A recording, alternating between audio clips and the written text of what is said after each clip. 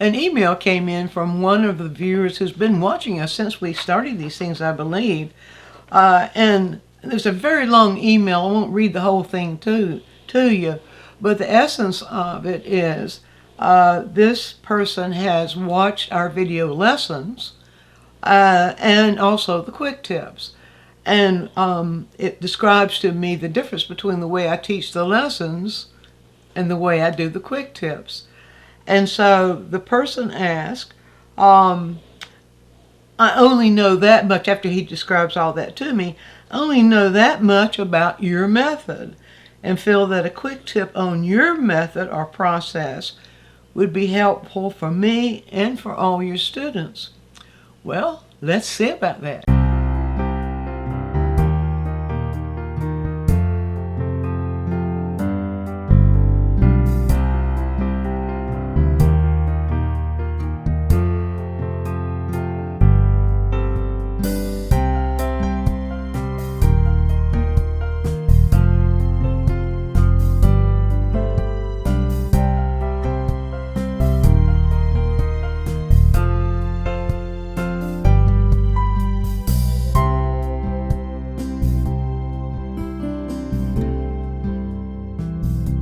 Well, in my quick tips, as you've noticed, I only address one single thing, usually it's one tiny technique.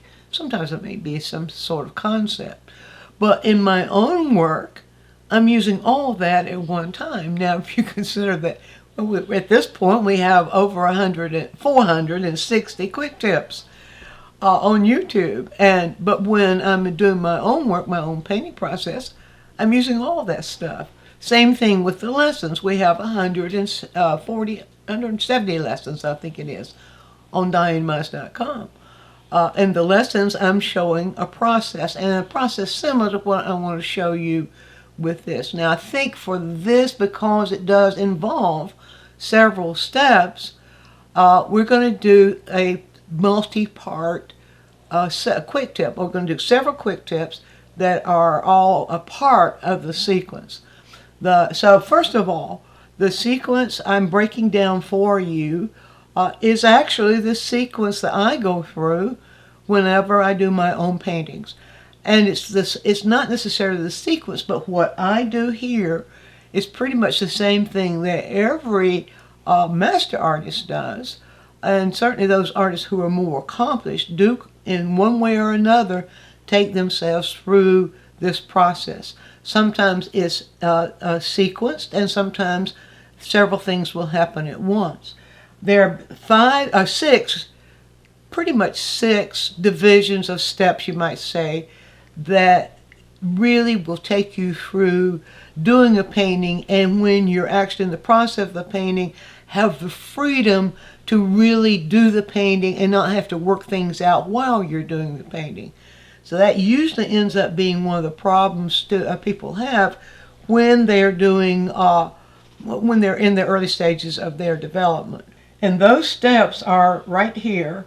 I go through a process of getting to know my subject first. I call that exploring the character, the shapes. And then I take what I find out there and place that image either on the canvas or on the painting surface if it's watercolor. And then I explore the light and shadow pattern and how it fits, how it's going to work in that composition. And then I decide on the colors. I make decisions about which colors I need in order to express what I want to express about that piece. I begin with a sort of a general block in where I place the colors and values, and then I start building the refinement to take it to the expression I want it to be. And you can see how this would be so long you would get bored with it if I tried to do all that. And in fact, it would take way too long for us. But I'm going to divide it into steps, and I want to take you through this process. If you find this process or this sequence of process works for you, give it a try. Or you might find that maybe rearranging the steps a little bit would work better for you. But for today, this is the part I want to do right here. I want to show you how I explore the character shapes, which I might suggest that you try too, and then how I place that, what I discover on the canvas or on the painting surface. I've chosen a simple subject. I've chosen the head of this rooster because I thought that might be fun. I think painting chickens and roosters is fun anyway. And so I chose that as a way to show you this process. So the first thing I always do is I want to get to know it. Now, we have quick tips for everything I'm showing you. And I want to put this up first of all because what I'm going to be doing, you will find in these quick tips right in here.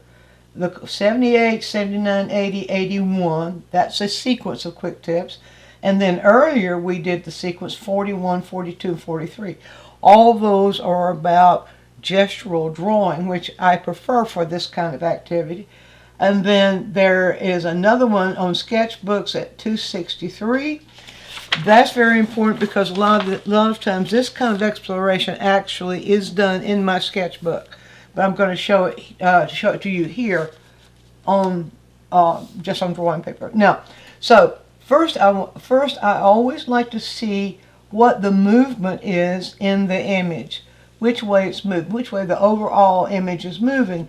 And you can see, to do that, I would do something like that. The movement is going this way. The movement of this part is going that way.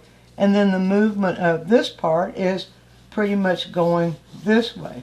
So that gives me sort of a basic movement. Now, I may do several studies where I explore that movement, but then I want to get in and I want to explore the character that's causing that movement. And so I might begin at any point. But now you see I'm holding the pencil here.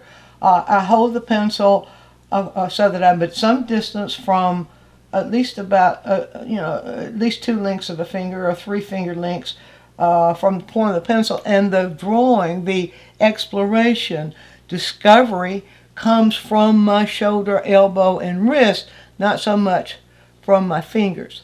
The fingers, the role of my fingers here is to hold the pencil and in some cases give me some leverage with being able to stay where I want to be. But the fingers this is not drawing, this is hen scratching. Speaking of chickens, when people draw like that, that's not drawing, that's really just scratching. But when you're really drawing, you are taking from the image. And so my method of exploring is to find what's there. Just find what's there, and then I'll be able to take from it. And so I will begin. Let me get turned around here so that I can get into this now. And I will usually do several drawings like this. But I will begin somewhere in the image, not necessarily just on the outside edges. I'll begin somewhere within the image. Let's go over here for that. And I'll begin to sort of explore. Now, what am I noticing here? I'm exploring this edge. And so I will just explore the movement of that edge. And then I see that movement of that edge comes around like this. And then I see underneath that movement, I see an eye. And I might spend some time exploring that eye. A lot of people just put a circle for an eye. They say eye and put a circle. Every eye has got distinctive character shapes. So you can see this eye has this curving character, kind of curving down, and then it has sort of a straight movement downward, and then it has a curving character underneath like that. You see that? And that connects about right there. And then the eyelid is about like that. Now you see I have explored the eye of that rooster. This is what I like to do. I like to explore its character to find what that shape is, because that information then I can use when I get to the actual painting of it. And so then I will continue. Now let's see where I will continue, and let's move this way. Let's move over in here. Now I'm going to explore that beak. And that beak, and you see it's my hand. A lot of times I will do this. I will do what I call the phantom drawing. There's a quick tip on that, where I will explore the movement of the edge of a shape, and I will do the phantom drawing, and then I'll let the pencil drop down on the edge. And another thing about that beak is that a lot of times people see beak and they draw what they think is a symbol for a beak. That's not the character of the shape I'm looking at. The character of the beak I'm looking at. So I will then move back to the beak. I'll move back and forth between the beak and my drawing with my eyes, and I detect what it's doing, which way is the line moving, what's it doing, and I will record that. And rather than try to get it right, just record what you see. Record what you discover. Use it as a method to record what you discover. But if you're just trying to get it right, you've already set up a tension for yourself so that you can't enjoy it anymore because you're too busy criticizing yourself, too busy telling yourself you're not getting it right. That's no attitude to take when you're trying to do something to fulfill you, such as drawing and painting. So just get rid of that and find out what's there and make a record of it. That's all. So as I'm moving around, now, of course, the quick tip is way too short to show you the entire process of me moving through the bird and discovering the bird, because then I will usually spend an hour or two doing just that, where I'm moving through and I'm making those discoveries, and as I make those discoveries, I record them. So I continue. I'll do just a little bit more of that here, but I want these to be informative. I want to inform you about my particular process, but I also want it to be inclusive. So now you can see this moves that way, this moves that way. Actually, this is moving more like that way. Well, that's okay. You say, oh, actually, it's doing that. It's not doing this. It's actually doing that. That's just rediscovering. But don't say, oh, I got that wrong. That's a destructive attitude. That's going to destroy the whole joy of the process. If I got that wrong, I didn't get it right. Don't do that. Go at it as if you're on a treasure hunt and you're discovering what's there. If you watch those earlier quick tips I pointed out to you on how gesture drawing works, that will help you to get the attitude of the process itself. All right, so as I'm moving through, okay, what about discovering? Now, what I'm discovering there is this turns and moves this way, right here. And then it moves down like that, like that, like that. And then, let's see what's happening over there. All right, so that moves this way, like this, sort of like that. And then if we go on the other side of it, I see that this part moves this way, sort of like that. And then I have investigated the overall movement of that, what is that thing called? That part of the rooster. All right. Now, if I go above, now it's beginning, you may say, oh, now it looks like a parrot. Well, I don't care what it looks like. Right now, I'm just discovering. So you don't do that. Don't do that. That's kind of a sarcastic way our society has of making up for what it doesn't understand. Don't do that. Don't say, oh, it looks like this, oh, it looks like that. Just discover it. Just discover it. It's between you and the image itself. So I want this quick tip, as you can see already, to be more about your attitude than it is about how to, but also to give you some guidance as to the process you might use. So then when I'm here, now what am I seeing happen? I'm seeing that all this, let me see, okay, now, okay, so right here, about right here is where this cone begins to connect.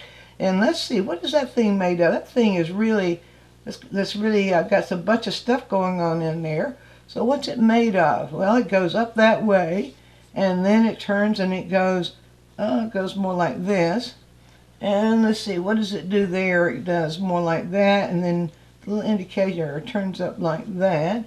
And then what does it do? It goes something like this, and something like this. But now if I just went through and made a bunch of zigzags, which is how you might discover that, that's just symbolic drawing. It's just a symbol of these little points and things. But then if I carefully discover how each one is moving, it's moving up at this angle, moving down at this angle, moving up and a little bit further at that angle, and then it's moving down at this angle, and so on. If I take that attitude towards it, then I've been able then to discover the character of the whole image itself. Now I'm going to cut this. I'll cut this part of it off right here because I also want to show you how we take that information. But you can see already how I've begun to get the feeling of that expression of that rooster just by exploring the edges and what those edges are doing and taking the right attitude. The attitude is what counts. So that is always my part one, to explore the character of the shapes by moving through them gesturally and exploring them. Now, the next part of the process is using that information to place the shape. Now, sometimes I might place the shape a little later on, but the process includes taking the information I discover and then placing that information. So I'm going to take the drawing down. Okay, the next part is placing the image. And when I place that image, I want to place it in such a way that I use the information I discovered when I was doing the discovery process, the exploring of the image. I now want to use that information, but I also want to be careful when I place it that I'm making it fit into the space I've chosen for my composition. The first 4 lines of any composition are the edges of your painting surface. So the canvas, this is the canvas I've chosen for this. When I place that, I want to place it in such a way that it creates an interest, that it is not just plopped down in the center of that with a whole lot of space floating around it, but that the edges on the outside are just as important as the edges on the inside. So now I may go through a process when I'm placing in that case, because I'm looking at this. Now sometimes if you're working from a photograph, sometimes you can crop your placement the way you want it when you're doing the photo. But the idea is not to copy this like you see it, but to place that image so that you can give that an expression that you want it to have. All right, so now I'm using here, this is an N65 Tombow pen. It's a water-soluble pen, and this is going to be done in oil, so that's good.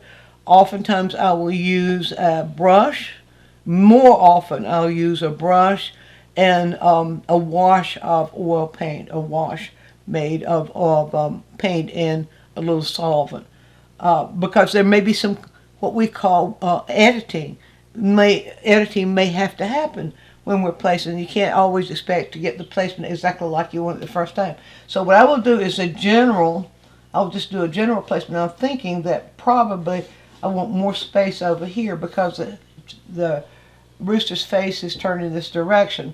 And so what I may do for the placement then is just do a general placement where I just simply do this. I'm not getting those edges and things in there yet, those zigzags, but I'm just locating this against that. Now that will protrude just a little bit right there, and then I see that comes around like that, and so that would probably place like that. And let's see, that moves around like this, and this I will often do. Check the movement of the thing and which way it's moving around like that. Now how far is that going to shoot these up into space? And I want to be sure that I'm high enough up so that there's a strong negative space or shape behind it, but not so high up that they shoot off the edges.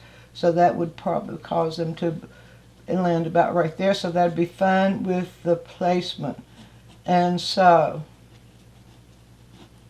I would then continue to place, and And so you see I'm beginning to get quiet now because I'm watching it very carefully. How is this going to go off the edge there? Is that makes a nice little negative shape there. That probably requires just a little bit of editing right there. And then I will come over. Now this then would go down like that. Now that then will enable there to be not exactly in the same size negative space there. So that would be not a bad way to place that. All right, so let's get that wattle. And it kind of comes out like that. I may want to give that a little more emphasis when I get to that interpreting. I'm going in here first of all and begin to sort of place how that's going to fit into the space. So that would fit about right there. And then the placing coming down like that, more like this. And then this placing more like that. So that would fit pretty much like that. And then the as it's coming down, let's pull that out just a little bit more there. As it's coming down, okay, that means that what I really like to do is something a little bit more like this over here, and then bring that down like that. And then I would get back and let's check it out. I probably want to drop that down just a little bit there. I probably want to reach over here, make that go over there just a little bit more like that. Probably want to give that just a little bit more angle like that. Probably want to extend this just a little bit more over, just a little bit more like that. Now this is what I mean. A lot of people will take a projector. I know about these things. Something called Lucy, which I hate. A lot of people will take a projector of an image, project it onto the canvas, and trace it. That requires nothing in the way of your exploring or expressing what you've explored. It's just simply copying. And now I know I'm going to get a lot of flack back like that, but I don't care, because that kind of shortcut from discovery to placing is going to prevent you from being able to emphasize things that you might want to emphasize. You're just copying. So I don't advocate that at all. Now, so at this point, I can do some editing. I can do some editing in the placement, some editing in the shaping. I might even do some editing here, because maybe I'd like to see this go a little bit longer down here. Give that just a little bit more emphasis there, and so on. Maybe now that I see how that works, I want to bring this over here just a little bit. Maybe come down a little bit there. But the initial placing may require adjusting as well, where you place it initially, but then you want to begin to sort of adjust until you get the image up close to the expression that you want this expression to be. Now, I'm going to stop the quick tip right here, because the next step involves, after the adjustment of the placement of it, the next step involves discovering that light and shadow that makes it appear the way it does. So we'll stop this part right here. If you're really interested in pursuing this process, choose a simple subject for yourself, and why not take yours to this point until the next quick tip comes up. Be sure and view all of our quick tips. And while you're doing so, subscribe to the channel, click on the bell, so you'll always get a notice when we produce a new quick tip, which is every week. And if you have a question, leave it in the comments section and we'll make a quick tip for you. Also, take a trip over to DianneMize.com, where I have full-length lessons, downloads, DVDs, lots of other stuff there, some free stuff for you. And while you're there, you can subscribe to the newsletter, and that way you'll always be informed every time we do something new.